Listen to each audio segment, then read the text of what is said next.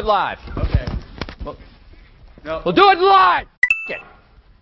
Do it live. I'll write it and we'll do it live.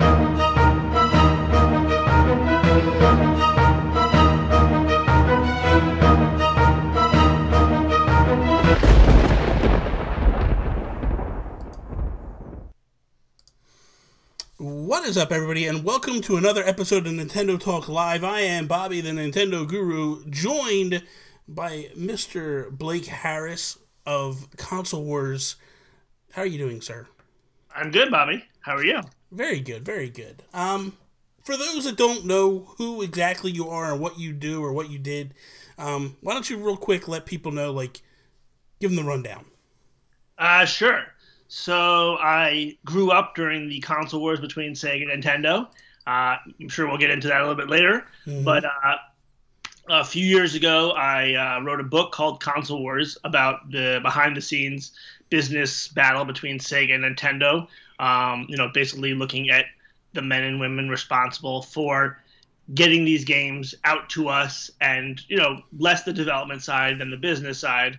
Though of course Nintendo, you can't talk business without talking development because they're so focused on, game development. And that book came out. And it's being made into a movie by Seth Rogen and Evan Goldberg. And so I basically spent 3 years researching and writing the story, where I interviewed over 200 former employees of Sega and Nintendo and really tried to get an understanding and recreate what it was like to be behind the scenes during that battle. Crazy. Because you start off and you said, you lived it and all, and I was right there with you. Grew up during that era. What was your first home console that you had? Any video game console. What was the first one you guys had? So the first one that I got, and I was tempted to say Wii, and I'll probably say Wii a lot. To me, playing video games back in the 80s and early 90s, it was such a joint experience between me and my younger brother. It was kind of like the one thing that we did where I wasn't a jerk to him all the time, or that we did together. So we got the 8-bit NES. Okay. In the Christmas of either 88 or 89. And I remember when we first got it, we didn't even really know what it was. I guess, conceptually, we didn't realize, all right, it's a thing you plug into your TV. Yeah. You can play games. But we just, we felt so special because this was, the thing that everybody wanted. And then, we got home and played the first Super Mario Brothers and Duck Hunt like crazy, like a lot of kids. Yeah. What, how did you acquire your NES? Because, like you said, it was very difficult to get. It took me 2 years of begging my mom and dad to finally break down and get it. But, what was your story? How did you guys actually acquire one? So it was from my grandparents. And like I said, it was kind of this odd situation where usually, I think, like your experience with the NES and basically my experience with every other console, it's this thing where you have to plant the seed years in advance and get your parents, they combine birthday gifts and Hanukkah gifts and Christmas gifts and whatever. This was kind of weird because I don't think we really asked for it. We didn't really know that much what it was. Yeah. But so, and that, I guess we were just very lucky that our grandparents were hipper than us and knew what kids would want. That's a good thing. See, my thing was, my first console was the Atari 2600. Okay. My mom and dad, something that you basically talk about, my mom and dad wouldn't buy me an NES because they had spent so much money on the Atari, and they were like, well, you can't play those games on that Nintendo thing? No, we're not going to do that. So I had to, just beg and beg and beg until finally my mom broke down and was like, yeah, you know what? You guys got a good report card this marking period. We'll go get you guys, me and my brother, an NES. And then, but I tell the story that when she finally said okay, it took us months to get afterwards because you couldn't track them down. You couldn't find them. And, it was a mess, so it's kind of interesting. But then when the Super Nintendo came out, I was a little bit more fortunate than you, where my mom, at first she was hesitant because of the whole backwards compatibility thing. Right. She was like, what do you mean you can't play all those games? I'm like, don't worry about that, Mom. I will still play my NES. It'll still be hooked up, I want this, though. And she was convinced enough to buy it and all that because I took care of it. But you weren't so fortunate. You got ransacked by your dad. Yeah, tell us what happened there. I've talked about this before because it's one of those childhood memories that I do recall vividly, like where I was standing and what the light was shining, and it didn't even, it wasn't a specifically crazy, compelling experience at the time. But I remember my brother and I were kind of prepping, probably around fall time, Christmas coming up in a few months, Hanukkah for us. But, we were like going to basically put together the childhood equivalent of a PowerPoint presentation to explain to our parents why we needed a Super Nintendo. Like, we loved our Nintendo. It was the best gift we ever got. Of course, we would want this new, better one. And my dad said no, because he said, like, it's not backwardly compatible. And then he felt like a lot of parents that, yeah, well, then like a few years from now, Nintendo's going to come out with a super duper Nintendo, then a super super duper Nintendo. And obviously he was correct in a way. Yeah. But the other thing that, like, your younger listeners, but that might, I wouldn't say be lost on that, but they just have to remember is, like, back then, behind anything with wires was like nobody knew what was going on. Exactly. It wasn't like today where there's still people that are confused, but people are generally okay with like an input 1, input 2, that kind of a thing. Back then, because the real answer is, all right, it's not backwardly compatible, but you can just switch between. You don't have to stop playing your NES. You can still just play both. Yes. But I feel like back then, it was like a Highlander situation. Like, there can only be one, and like nobody knows what's going on behind there. You kind of just. Because the thing is like when I was telling my mom, like, I'll keep it hooked up, she even said to me, like, how do you do that? You can't do that. And I'm like, no, Mom, I can. Trust me. Because I was getting back there enough that I knew, like, okay, I can actually, with this particular TV we had, I had connections for 2 consoles. Okay. She didn't know that. Which we just happened to have a really expensive floor model TV that I could do that with. And then as I got older, a little bit older, she bought me a little TV, and I put that in my bedroom, and I actually went and bought an adapter. And to me, it wasn't a big deal to, like, pop them in and out. Like, if I want to play the NES, it's 2 seconds, you know what I mean? They're both stayed plugged in all the time. It was just a matter of changing out the audio video jacks, you know what I mean? Like, that wasn't a big, the RCA jacks as they call them now, but it wasn't a big deal, to do that. And it's interesting, too, because, a lot of my book does focus on the marketing side, which is really what a lot of these corporate battles are. Yes. And I think that Nintendo back then could have done a lot better job, whether it's an advertisement or, a print ad or a commercial of showing a kid playing the NES and a kid playing the SNES on the same TV. Basically just showing, hey, it's pretty easy, or hey, you're not, like, choosing one over the other. But for whatever reason, my parents did not want to get us a Super Nintendo, but they did end up getting us a Sega Genesis. So I did become a Sega kid during this heyday of the battle. I feel bad for you. I pity you. Well, because the thing of it is, and I don't think a lot of people recognize this either, is when you look at what Nintendo accomplished with the NES, especially in the United States, because people were done with video games after the Atari. Like, they were just like, no, we don't want this. This is, because I've heard you in interviews, you reference it where, like, ColecoVision and Intellivision and all these different home consoles were all hitting at the same time, and, like, a million different games, and people didn't know what they were doing, and they just got fed up and they walked away from it all. And that basically caused a crash because it was just what we reference now today as shovelware. Like, I remember being able to buy, like, a Kool-Aid game for the Atari 2600, and all you do is you took, like, these proof of purchases and send it off to Kool-Aid, and they sent you this cartridge, and so what Nintendo was able to accomplish in the United States, to bring it back out of the ashes and bring it up to be like, okay, here's a new home console. I think they had this they had an arrogance about them that was like, we can do whatever we want to do, and people are just going to buy it. And I think they learned pretty quickly, like, that wasn't necessarily the case out the gates for the Super Nintendo. Like, it sold well, but, like, it took, a little bit to get the motor running a little bit. And especially with, if my memory serves correct, like, Sega was on it as far as the advertising was going. Like, they were just in Nintendo's face the whole time, just like, we're here. You don't want to recognize us? You want to look away and pay attention to that wall over there? Well, we're going to be right here screaming in your ear the whole time. And that's how it felt, It was like, I remember until they started doing like, I don't want to say You're Playing with Power because that was NES.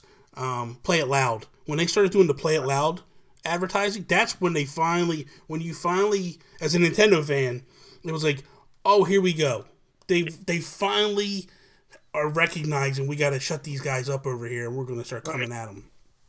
I mean, it was really, really interesting because, you know, the primary focus of my book is the 16-bit battle between Sega and Nintendo.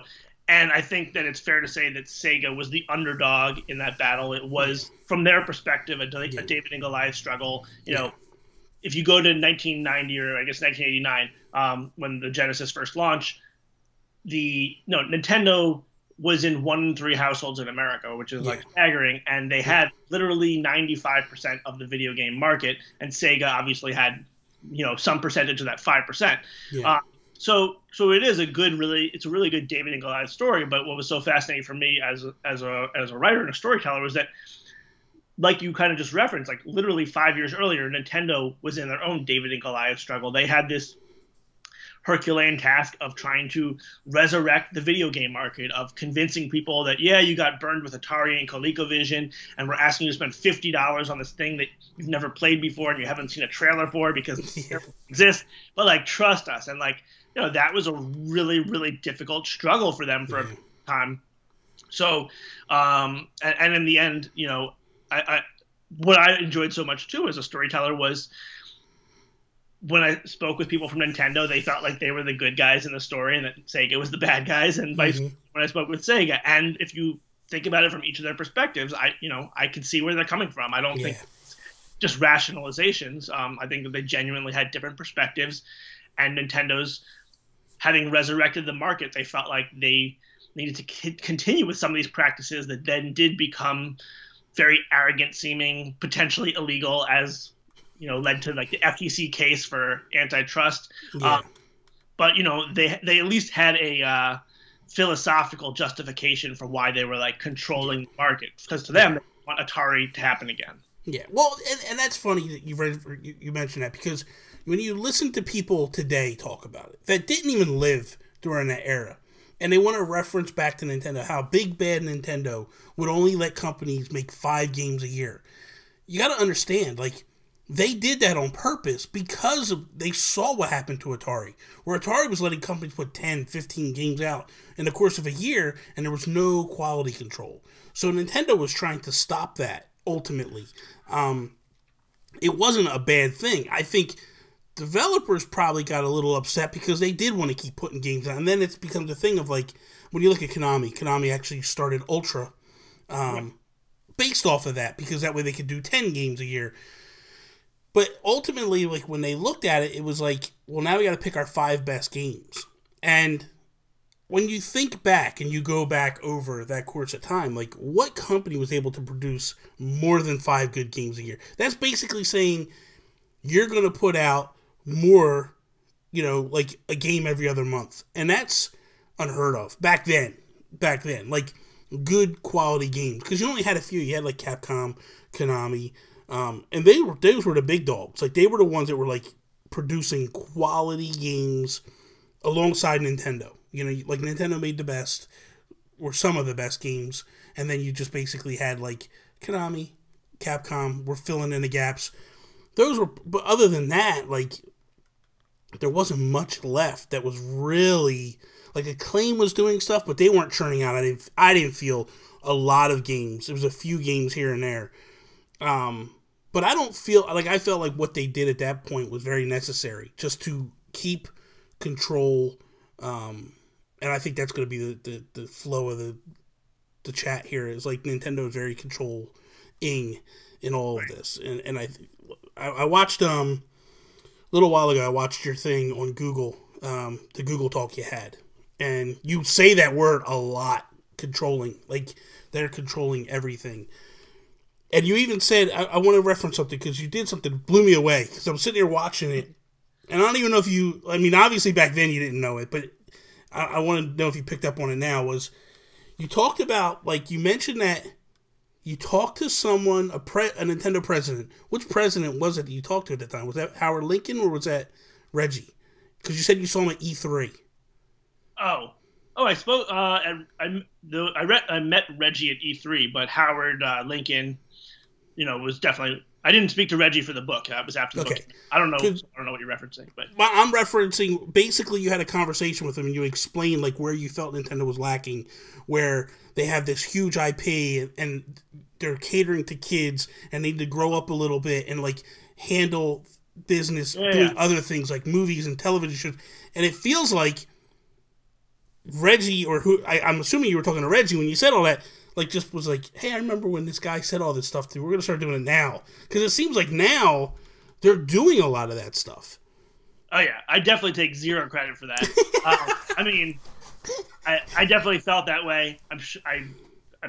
I believe I mentioned it to him and also to their corporate communications people. But I think that the book came out in 2014, and I do think that over the past 3 years, we've seen Nintendo continue to be controlling, whether it's monetization on YouTube and kind of being a little bit, or people who are making like fan games, and Nintendo is still kind of a grumpy, they're not just like, sure, anything goes, whatever our fans want. But I do think that they are paying more service to, they're giving more autonomy to people. It's just on their own terms. Like, Mario Maker being a great example where it's like people want to make their own Mario games and make clones or whatever it is. And they're like, fine, now you can, but it's going to be through us. Yeah. Maybe that's sometimes frustrating, or maybe they don't always meet the market demand when you want it. But at least, as with always the case with Nintendo, their stuff is great. So even, like you can't, that's the one thing that I always love about Nintendo, even if I had trouble getting interviews with them, or if I had my own problems with their marketing growing up, I've never bought a Nintendo product and regretted it. And I think that's incredibly significant in this day and age. I don't think there's too many companies you can say that about. Yeah. Like, I've heard you talk about the documentary a lot. Is that out? Because I couldn't find it anyplace. Oh, no, it's not out yet. Okay. You're still working on it? We're still working on it. It's still moving along nicely. It's been delayed mostly because I've been caught up in a new book, so that's my fault. But yeah, I mean, I'm really excited for that because the book, the goal with the book was to write a version of this story that my grandma could understand. And I always talk about my grandma because she doesn't know anything about video games except that I used to. Well, she got me the NES, but like, it's like, how could I make this story compelling to anybody? To people who live through it like us, to people who love games that maybe didn't live through it, and to people who don't know anything about games but like a good business story, David and Goliath story, pop cultural story. But with the documentary, we can play so much more with the nostalgia. Like, me describing commercial in a book is not that interesting, so I didn't do it that much, or at least I did it from the perspective of the people creating it. But showing those commercials, showing the game footage, getting a little bit more into the game development, the documentary is going to be really fun for that regard. And again, it's going to be told in the words of these people. That was the thing that was really important to me. There aren't too many video game books out there, and there's not a ton of there's more and more nowadays, but like, I guess this the idea of getting firsthand accounts from the people who lived through it is so important to me, and it's something that is lacking in a lot of areas, but especially in video games, though that does seem to be changing a bit over the past few years, and I really like that. Yeah. And then you're also doing a movie with Seth Rogen. Now, is that like an actual movie, or like what exactly is that based on, or is it just if you can speak on it at all? Yeah. So we're actually doing the documentary and the movie, so it's two different projects, but both of them are with Seth and with Evan, his business and writing and directing partner. And so the movie version is, like we discussed from the first time, kind of like The Social Network, but with Sega and Nintendo. So it's really like a behind-the-scenes character version that's dramatized a little bit, but captures the experience of what it was like to be there and to be on one of these teams. You referenced how hard it was to get Nintendo to sit down and talk with you. Did you ever feel like they would like play ball, or did you feel like this is never going to happen? Throughout most of the writing of the book, I didn't feel like I would get Nintendo the actual corporate Nintendo to speak with me, and just to like make a distinction, because so the book takes place from basically 1985 to 1996. So, you know, other than it would just be helpful. Like, I don't really need to talk to anybody who's currently at Nintendo. Like, talking to Reggie is awesome because I love Nintendo, like Reggie. But like, for the sake of the book, it's not actually important. So when I say basically get the support of Nintendo, I mean get the ability to speak with people who still work for them and were at Nintendo back in the day. With Nintendo, that was a lot of people. Whereas with Sega, there were 0 people who worked at Sega then and still work there now, or at least Sega of America. So especially Howard Lincoln was one of the most important ones. You know, he at the time was the chairman of the Seattle Mariners, which were owned by the same company as Nintendo. So I didn't expect to get the permissions to speak with them. And, you know, I did my best to work around that, basically to speak with former employees and to try to make sure, you know, a lot of times former employees aren't super big fans of the company that are no longer at. But so to make sure to find people who had really high opinions of Nintendo, who can give me that other perspective that showed me like what Team Nintendo thought. And so, you know, I was able to get enough of that before I formally got permissions from Nintendo. So I felt good about it. And I also felt like those permissions did end up helping me get the actual support of Nintendo, because they saw that I was sincere about this, that I was not trying to create some agenda-based narrative. And fortunately, it worked out. And, you know, part of my case to them in an oversimplified version was like, hey guys, listen, you know, I'm doing this book. I don't get paid anymore if I include your perspective or not. Like, you know, it's less work for me to not include it. But I really want to, because I actually care and I want to tell the story. And I think that you're going to like regret it, or I think that you're going to want to participate in this, because otherwise it's mostly told from your competitor's perspective. And they understood that, and that was good. And so I think that they are happy that they participated to the extent that they did. And I'm certainly happy. You know, in hindsight, I can't imagine what the book and especially the documentary would have been like without Howard Lincoln's perspective. You know, he was huge part of it. Okay, so, and for those like the younger audience that does tune in and watches this at some point or whatever, like Howard Lincoln to us was Reggie. You know what I mean? Like, although he wasn't as in the front as Reggie was, but you knew the name and you knew like, oh, this guy, he runs Nintendo. Like you knew that, you know, because Nintendo wasn't, well, let's be honest, they didn't have the platform in order to touch us directly other than Nintendo Power. But that was like, it wasn't the same as it is today. But like when you heard the name, when they would talk about Howard Lincoln in, you know, in Nintendo Power, or if you happen to catch it on an interview or something where he's talking, like you kind of were like, oh, that guy is awesome. Like I just want to go, you know, I just want to meet him one day. So it's kind of cool, at least in my eyes anyway, that you get to talk to him and such, because I like the guy. I respected him a lot. And I always liked the fact that he did go work for the Mariners, because I was, at the time, baseball was huge. And it was kind of cool that he went to go, you know, go work for the Mariners and run the front office and all that stuff. And then they just sold it. Howard year. Like, how, you know, it's hard to talk about Howard without also talking about Minoru Arakawa, who was the president of Nintendo of America. And then, you know, basically he was the number one and Howard Lincoln was the number two up until 1994, I believe, when Howard was promoted, and they were, you know, he was either put ahead of Arakawa or at the same level. But really it was the two of them complemented each other so well. Yeah.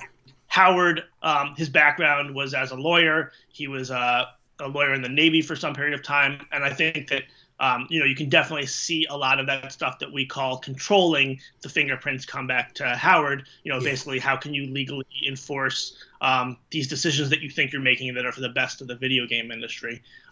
He really was an important force, and he's also, you know, just one of those kinds of guys that I always like to interview, where he definitely did not always like Sega. Sometimes he hated Sega, but he almost always, you know, he respected them. And there's a lot of people in the business world that that don't see it that way. And I admired Howard for, even when they were kind of getting punched in the nose by Sega, he still had respect for them. Well, the thing of it too is like, and I think in my perspective, if I was in his shoes, I would sit there and go like, hey man, I was here first. You know, I'm doing this. I'm bringing this thing up out of the ashes. It's becoming something again. And then here you guys come, because the Master System came and that made no noise whatsoever. Like they put the Master System out, it was dead. They jumped to 16-bit right away. And at least I would think in Nintendo's eyes, because Nintendo at that point wasn't ready to jump to 16-bit. They were still happy and producing great games on the NES. They kind of got forced to do to jump in the 16-bit era because of the fact of like, you know, Sega's starting to take some of their share, you know, some of their market share on them, and to see, like, to go back and look at what Sega was able to accomplish is pretty phenomenal when you think about it. You know, it's like when I see Sony and Xbox, you know, when there are times when they get ahead of Nintendo now, I don't view it the same as Sega, because Sega went in as a video game console company, where these other guys are more like, we're in other things and now we're going to do video games on top of it. And they have bigger coffers of money. Where Sega really didn't have much. You know what I mean? Like, they just come up and they just, like, they're an arcade company. You know, they're making arcade cabinets and they're doing stuff like that. And it's like, it's impressive what they did, you know, honestly. I have a question for you. Yeah.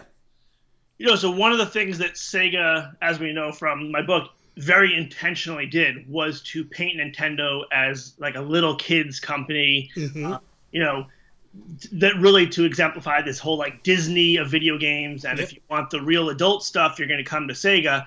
And obviously for a period of time, this was detrimental to Nintendo, or at least it, you know, created a marketplace for Sega. Yeah. Do you think that without Sega, without them actively pushing Nintendo in that direction, that Nintendo would be still in that place today? Like, or do you think that Nintendo, if they were the only game in town, kind of would have matured with full motion video and stuff like that? I think Nintendo probably would have matured a little bit. Yeah. I think that when Sega put them, like, pigeonholed them or cornered them into that position, they were like, okay, let's own it. Let's just take it. You know, because if you think back to the NES, like, we had games that were not, like, I mean, you had, like, Metroid, which wasn't, like, family-friendly, you know? Yeah. I mean, Zelda 2 really wasn't, you know, they were starting to change their narrative, so to speak. And then, yeah, they got pushed into that corner, and I think they just stayed there because it was working for them. Because ultimately, in the 80s and the early 90s, you know, it was still that, I want to say cream puff era. Like, everything was still, you're coming out of the 60s where everything's kind of like that whole, you're coming out of the 60s into the 70s and from the 70s to the 80s, and Reagan's coming in, he's pushing this, like, bigger, better America and all this, and, like, but it's still family at the core of things. So when you're able to, like, say, like, okay, yeah, we're what America wants, we're family, I think it helped them to some degree. And I don't know that, especially with the video game, with like the, with Joseph Lieberman basically going after them, that helped Nintendo big time too, you know, because they're already kind of set in that ways. I mean, they still got to do the ratings and all that, and they're forced to do the ratings with Sega, but at that degree, like, they know, like, hey, we're kind of comfortable where we are. We don't ever have to really fight these big battles, you know, where I feel like now, what's it, 20, 30 years later, they're finally starting to maneuver into the more adult stuff. You know, you look at, when you look back at, like, the N64 and stuff, like, you had one or two games that were, like, you had Doom on the N64 and stuff like that, like, but now feels like there's a lot more of that than back then. And I feel like now is when they're starting to broaden a little bit.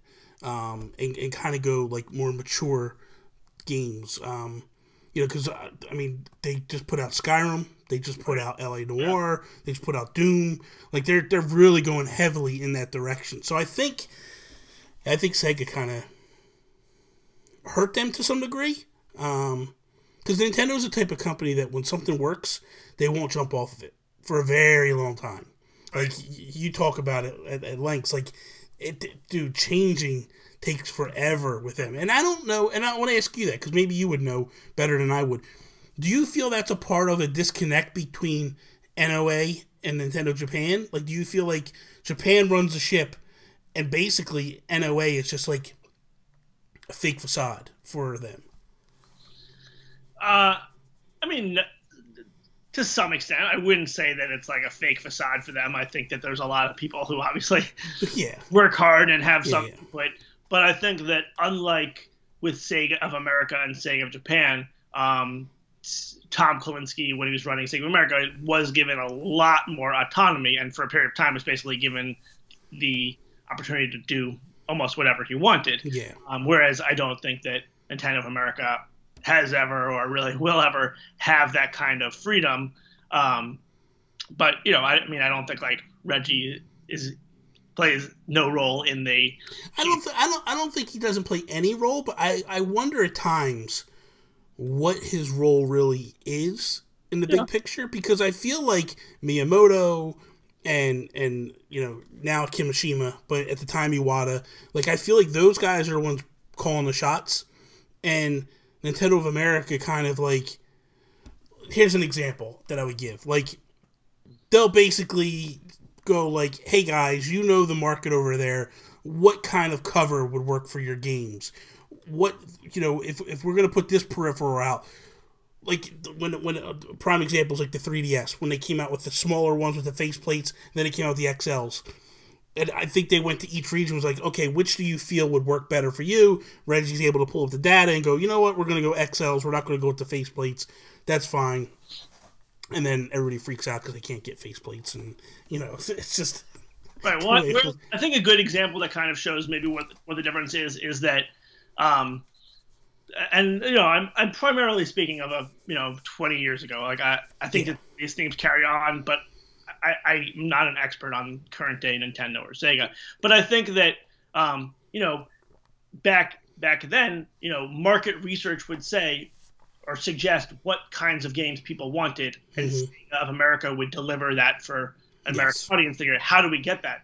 I don't think that was the case with Nintendo of America at all. I think it was, here's what's coming from Japan, and we need to figure out how to make people here like it. So it was, less about catering to specific desires up front. Basically, the product development was isolated and moved on its own, whereas here it could be influenced by the marketing. It could be influenced by, all right, what kinds of games are people want? Sports, they want some violence, or they want that pace, and again, it kind of just goes to different philosophies.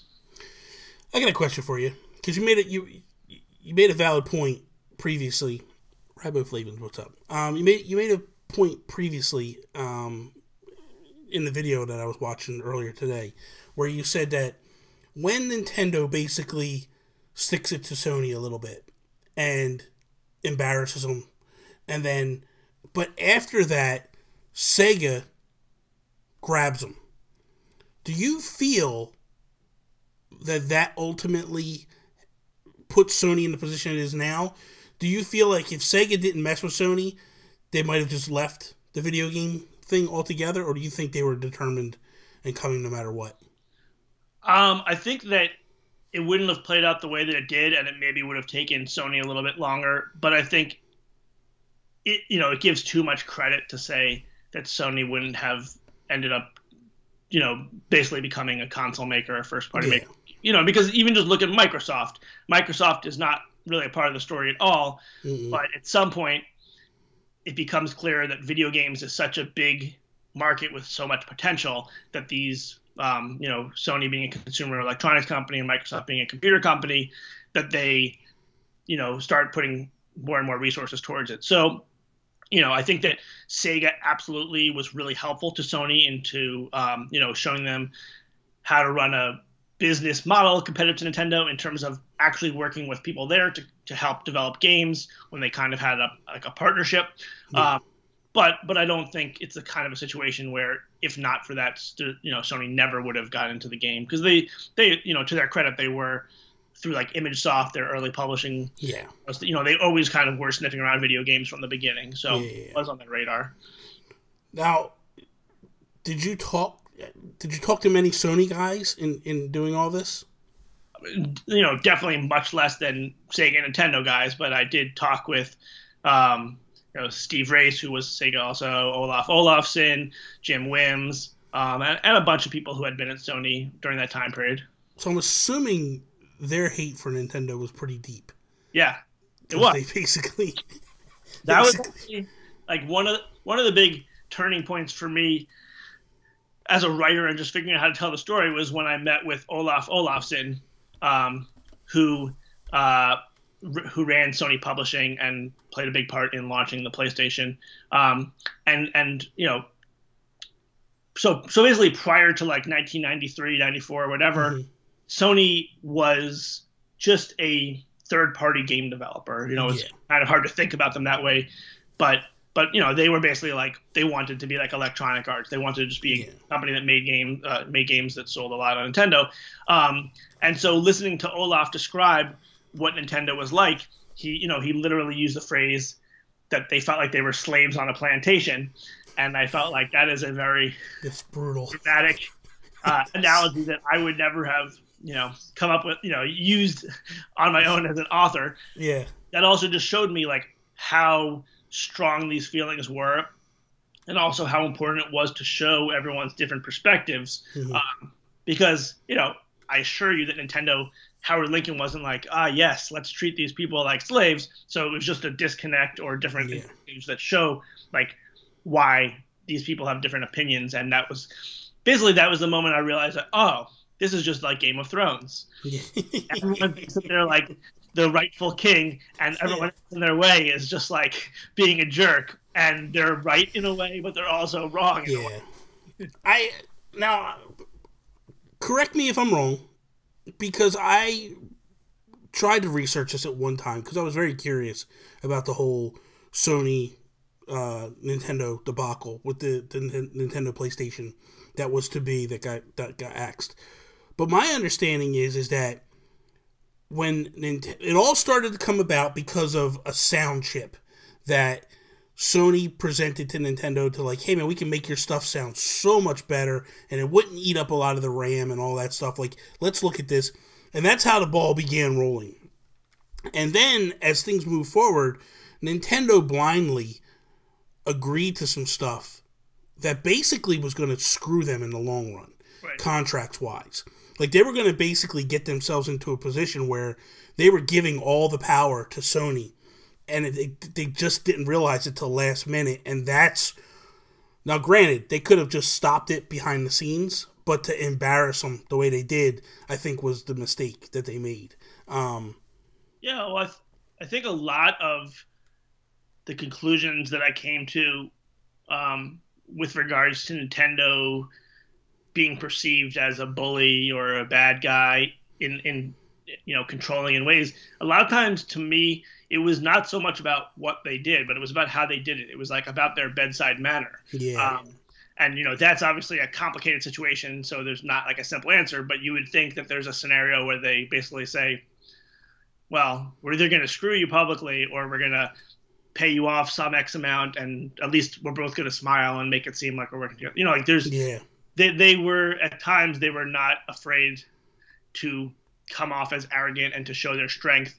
And also, even just going back to like what we talked about at the beginning with the backward compatibility, I think that some of that is just because it didn't even like occur to them, or they didn't think it was important. They we just thought like, well, if we make a good thing, people will buy it, and we don't need to explain like to parents who are concerned about spending money and they're burned, like whether it's called customer service or bedside manner. I mean, Nintendo today, people still sometimes have issues with their customer service, in a sense, and I think that most of the time Nintendo was coming from a sincere place, and still today is coming from a sincere place, but maybe they don't always have the best approach. Or because the thing too is like when you hear stories about Square, at the time SquareSoft, now they're Square Enix, their conversation about how like Final Fantasy becomes a thing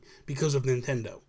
Final Fantasy that becomes this huge role-playing juggernaut, especially in the United States, because Nintendo is utilizing Nintendo Power. They're doing a lot of marketing to help role-playing games become a thing in the United States. And, so, you know, when all this went down, Square went to Nintendo and begged them, like, don't abandon Sony. We need them. We can't put the games on your console with cartridges. It's not going to work.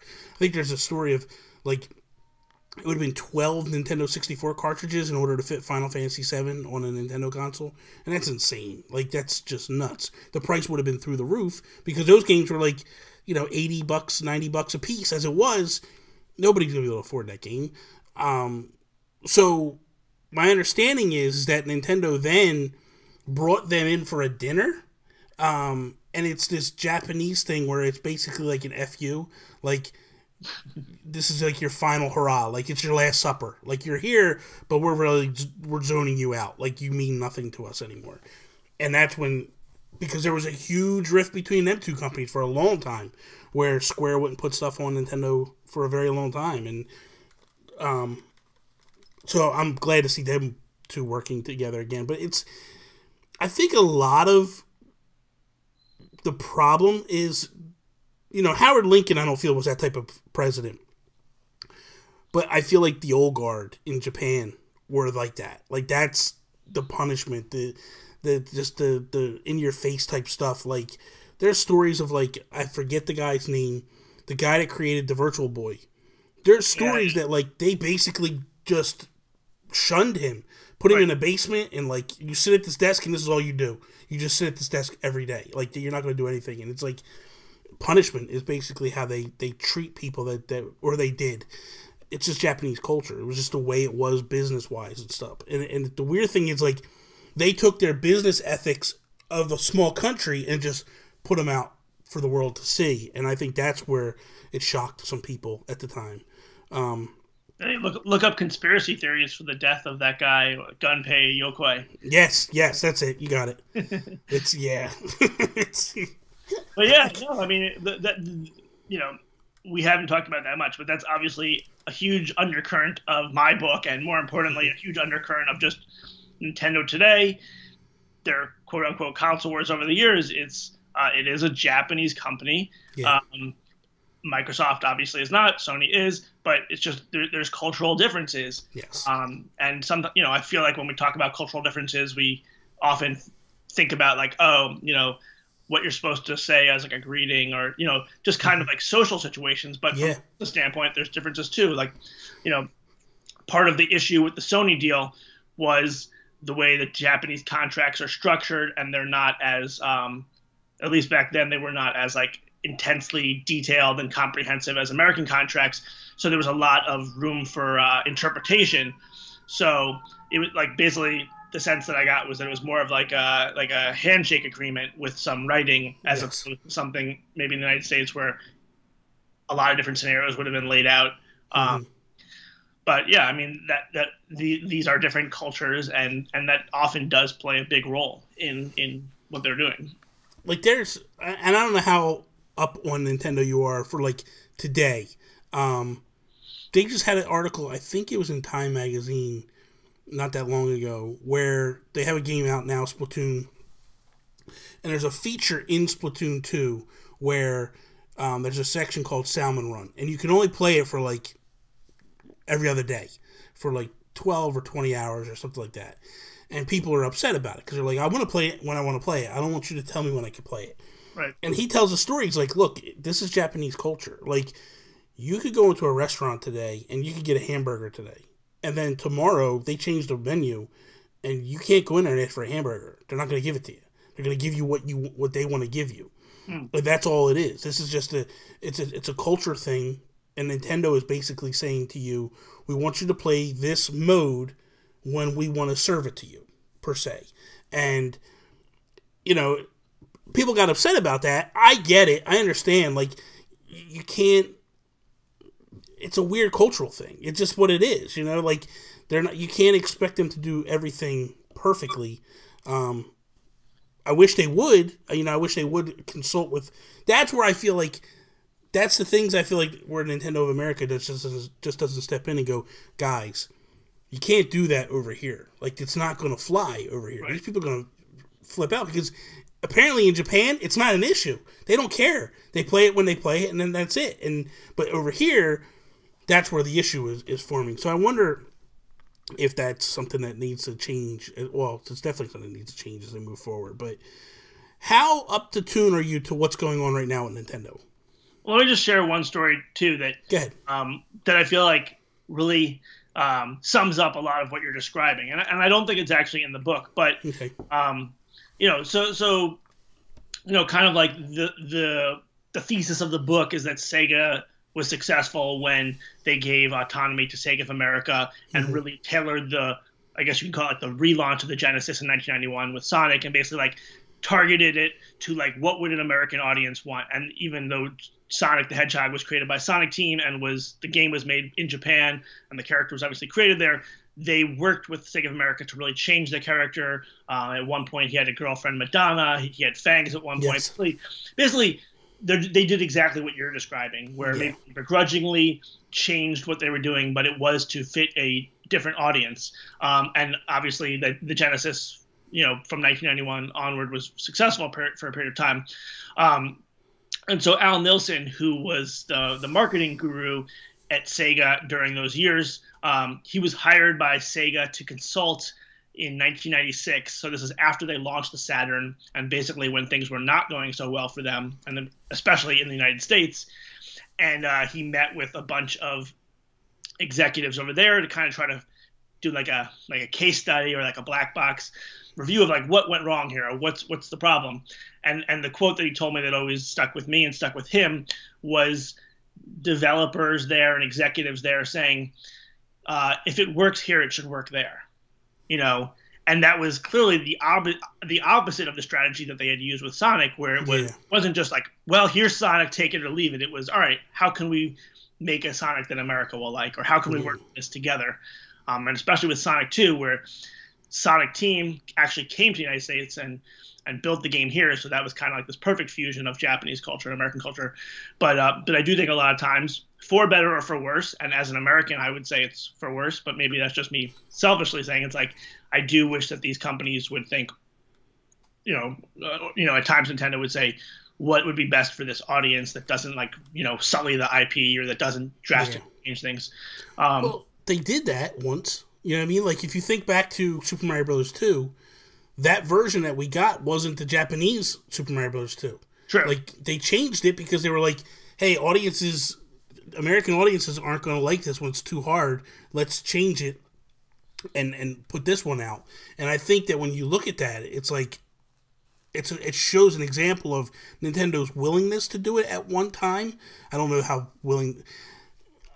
It's weird because they do something so well right now, and then they do something so, I don't know where their head is. Like, you know, when I think about like the monetization with YouTube, and now they just came out with a couple months ago where you can't stream their games at all on YouTube, and it's like, I don't know whether it's funny because you never really see the whole picture. You only see what they let you see. Part of me wonders, is it a PewDiePie situation? Because when he made racial slurs while streaming, or is it a situation where they're trying to work a partnership with Twitch, and Twitch is like, we don't want them streaming over on YouTube? Like, you don't know exactly what the whole thing is because there's all this stuff going on behind the scenes that you don't really recognize all the time. But I feel like now, more than ever, at least in the last 20 years, Nintendo's finally starting to, like, wake up a little bit. Like, they're going, like, if you look at all their marketing right now, it's more edgier. They're using music that's more popular now. They're getting away from, like, the families all playing together. It's more like teenagers and, like, 20-somethings all playing together. So I like what they're doing right now. I just hope that they can keep the momentum going and keep the flow going, because otherwise I think they're going to be right back to where they were. Yeah, I mean that's always the frustrating thing for me.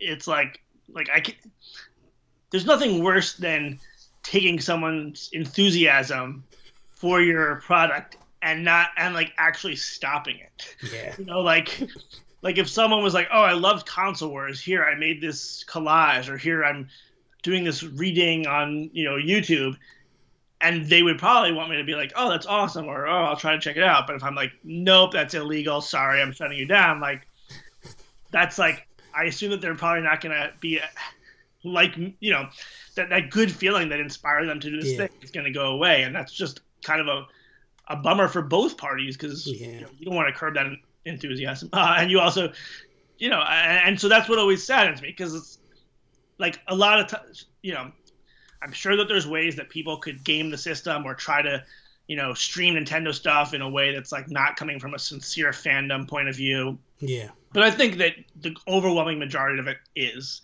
Yeah.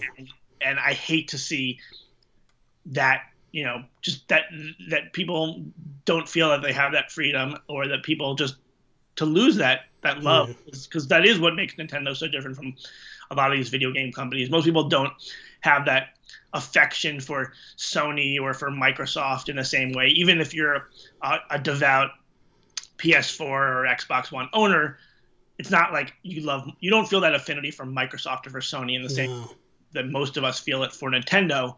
And so, but I do think they are waking up a little bit to that. And as much as it bothers me when they do things I disagree with now, I think for the most part they are moving in a better direction.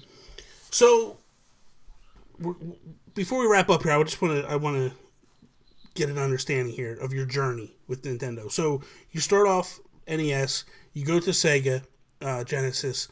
How long before you start to come back to Nintendo, or did you just never leave Nintendo? Like, I would say I left Nintendo. Like, maybe I just have like rose tinted glasses on when I look back. But when I had schoolyard battles about how Sega was awesome and Nintendo sucked, I don't think it was ever like I thought, no, Nintendo puts out bad products, because I'd go over to my best friend Josh Benedict's house for the weekend and we play Mario Kart. So it wasn't like I didn't enjoy Nintendo, but it wasn't a big part of my life. I stopped reading Nintendo Power during that time, but in high school I bought an SNES. So this was probably like 10 years after it had come out, and I bought it with my own money, and I bought a bunch of games, and that was kind of like, for me, the beginning of like the rediscovery of it was a lot of stuff I had missed, because even though I had played Mario Kart a lot, like when you go to a friend's house, you don't get to sit down for like 20 hours and play Super Mario World and just be like, no, I'm going to keep playing. So that was like when I got to do that kind of stuff. Yeah. And yeah, I mean, I still I'm going to be a Nintendo fan for life. Maybe not the most hardcore fan, but I'm always going to buy. I love my Wii U, even though I think they made a lot of mistakes with the marketing of that, and I generally love what they do because I think they make the best games. Have you ventured into a Switch yet, or no? No, I'm waiting until I finish up my new book, but I do think that their marketing campaign for the launch of the Switch, which was it did feel kind of family friendly, but it was also like, it's very social. Yes. I really like those ads. And I'm happy to hear only, such great things about whether it's Mario Odyssey or the Zelda game, or basically, I think they're doing great stuff with the Switch. So I'm looking forward to getting that to finish my book. Well, let's put it this way. If you like the Wii U, you're going to love the Switch. I loved my Wii U, and I'm just like, I was one of those guys that would be like, no, we don't need a bunch of games. Like, I'm good. Like, I have plenty of games. Man, I got too many games now. Like, they're killing it, man. Like, every week they're just putting out new games, and it's just crazy right now what's going on. On the Sega front, real quick. So I'm under I believe, and I have the belief that like what killed Sega was the consistent flipping of like the overturn of consoles through a very short period of time. Like, it felt like we had a Genesis, Then they put the Sega CD out. Then the 32X. Then the Sega Saturn. Then the Dreamcast. And it just felt like it was all in a short period of time where they couldn't get traction and they would just bounce off of it real quick. Did you own any of that stuff? As a kid, no. Like those were things I kind of wanted, like Sega CD. It looked cool, and 32X looked cool. But I think that the fact that not even that I didn't get them, but just the fact that they were never something that I was like dying to get, that my brother and I were really lobbying to get, is symptomatic of what the problem was that there was like no killer app. It wasn't like these were must-haves, and I tend to take the perspective that, in retrospect, it definitely feels like Sega was just throwing stuff against the wall and seeing what stuck, But that's like the popular narrative, and I think that there's truth to that. But I really think that if Sega had nailed the Saturn, basically, if they had gone from the Genesis to the next console, even with the 32X, even with Sega CD, even with Pico, even with all these other things, I think that wouldn't have mattered, because I think that those in a way were kind of like peripherals. But I think that the fact that oversimplification here, but basically the fact that the PlayStation was everything the Saturn was, but better and had better support. Yeah, like that just kind of killed them. Yeah, and anybody I talk to who talks about the Dreamcast, they praise it, but I think at that point they were done. It was Nintendo and Sony, and nobody cared about the Dreamcast. Like at least the United States. Dreamcast I love. That's something I would love to either learn more about myself or to read about, but. Because I don't think the failure with the Dreamcast was because it wasn't popular. From what I understand, from what little research I've done, is just that it was more of like internal type struggles between America and Japan, and that they were losing money with Dreamcast. They were selling it at a loss, and I don't know. So that basically, from a development standpoint, I think it was a great console, and they were building a really strong ecosystem. But from a business standpoint, it seemed like they were not in a place to continue to do so, and that's why they plug. But I love the Dreamcast. Yeah, no, I never owned it. I did own I owned a Genesis. I owned a Game Gear for about 2 months, and then I was like, I can't afford the batteries for this thing, so I'm done with that thing. But I owned the Genesis just because like I wanted to see what the talk was about, because none of my friends owned one, so it wasn't like I could go play or anything like that. And then it was just like, yeah, this isn't what I want. So I never followed anything else. I never went, So basically, it was what it was. But Blake, thank you for coming on, man. This was I had a lot of fun. I don't get to talk to people about old school Nintendo much because they don't they don't know that much about it. So this was fun. Real quick before we go, if anything you want to plug or you want to talk about, let people know. Like, well, obviously I wrote that book, Console Wars. If you want to read about the 16-bit battle, you'll enjoy that. But I'd also like to plug, not my book, but if you do like Console Wars, or if you're specifically interested more in Nintendo than in Sega, David Sheff's book, Game Over. Okay. I always kind of viewed my book as a little bit of a sequel to his. His book is really about how Nintendo resurrected the game industry in the 80s. Oh, that's awesome. And it's one of my favorite books. I'm sure that, again, like if you like Console Wars, I'd be shocked if you didn't also like this book. So yeah, definitely. And for those, if you're interested in Console Wars, I put a link in the description. Click it. It'll take you over to Amazon. You can pick up a copy of it. I definitely recommend it. So if I haven't finished it, I'm in pretty early of it, but it's what I've read so far is fantastic. Awesome. Dude, that whole story with Tom over when he's working with Hot Wheels and the whole like in Spain, dude, I was like, this is awesome. Like that was such a good story, man. I loved it. I was like, it hooked me at that point. I was like, I'm in. I want to hear about more of this stuff. So it was good. But again, thank you, everybody. Check him out on Twitter. What is it? Blake J. Harris NYC. Yep, exactly. On Twitter. Thank you guys for coming in, tuning in, all that stuff. That is all. Peace out, Preston.